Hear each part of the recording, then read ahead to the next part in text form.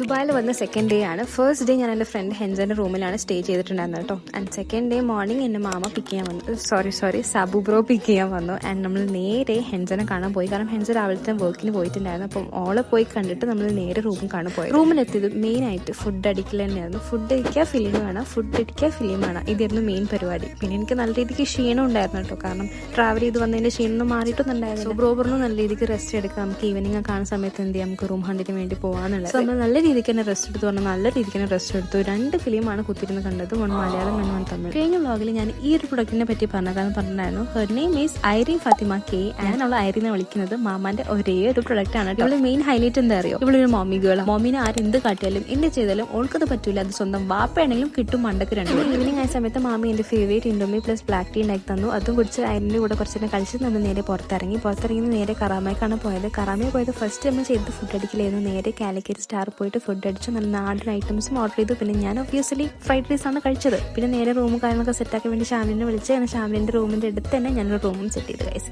ഇനിയിപ്പോൾ ഷാമില അതാരായിരിക്കും നെക്സ്റ്റ് വീഡിയോയിൽ ഞാൻ പറഞ്ഞുതരാം. സോ ബാക്കിയുള്ള കാര്യങ്ങളൊക്കെ നെക്സ്റ്റ് വീഡിയോയിൽ കാണാം. So stay tune for my next video. By.